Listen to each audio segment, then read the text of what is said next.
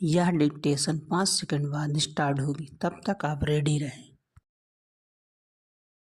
Ready start. अध्यक्ष महोदय, मानव संसाधन विकास मंत्रालय की मांगों के संबंध में बोलने के लिए मैं खड़ा हुआ हूँ।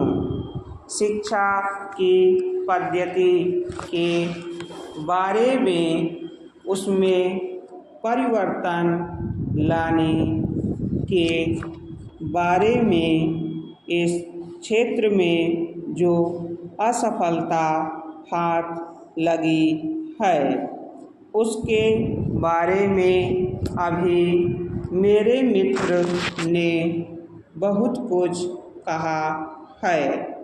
दुर्भाग्य की बात यह है कि देश में सभी लोग यह मानते हैं कि शिक्षा में प्रगति नहीं हुई है।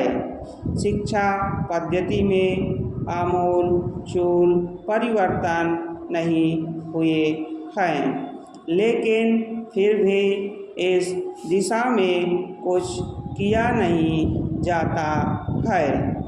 ऐसा प्रतीत होता है कि इस विषय में कुछ भी करने की स्थिति में हम नहीं रहे हैं।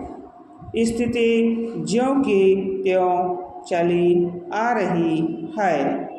इतना होने पर भी शिक्षा की मद पर होने वाला जो खर्च है और जो उसके लिए धनराशि आवंटित की गई है वह भी बहुत थोड़ी है, लेकिन उस पर न जाकर मैं आपका ध्यान इस ओर दिलाना चाहता हूँ कि मर्ज बढ़ता ही गया। ज्यों-ज्यों दवा की वाली कहावत ही आज चरितार्थ हो रही है। जितने ज़्यादा आयोग और समितियाँ बैठीं और जितनी ज़्यादा शिक्षा पद्धति के बारे में छानबीन की गई, उतना ही ज़्यादा बीमारी बढ़ती गई। बीमारी का इलाज न होकर और भी खराबियां पैदा होती गई। अभी मेरे मित्र ने माननीय मंत्री का ध्यान एक रिपोर्ट की तरफ दिलाया था। इस तरह की बहुत सी रिपोर्टें हैं। अभी सदस्य महोदय भी एक रिपोर्ट का जिक्र कर रहे थे।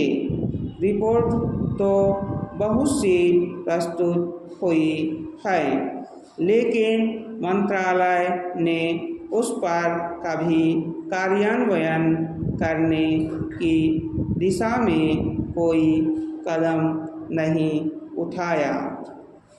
अपनी इस हालत को उन्होंने इसी सदन में स्वीकार किया है। अपनी विवशता को उन्होंने स्वयं यहाँ प्रकट किया है।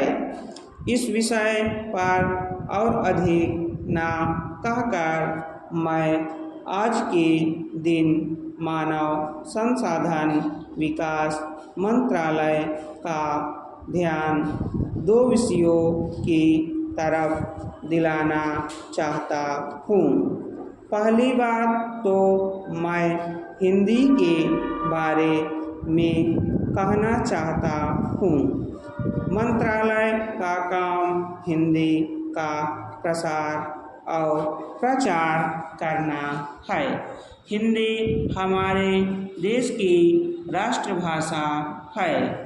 संविधान ने उसको राष्ट्रभाषा का स्थान दिया है, लेकिन हिंदी को वह स्थान अभी तक भी ठीक से प्राप्त नहीं हुआ है। इसके कई कारण हो सकते हैं।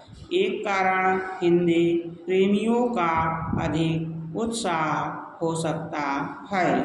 दूसरा, दलगत राजनीति से प्रभावित राजनेताओं का भाषा के बारे में अपनाया गया दृष्टिकोण हो सकता है। स्टॉप।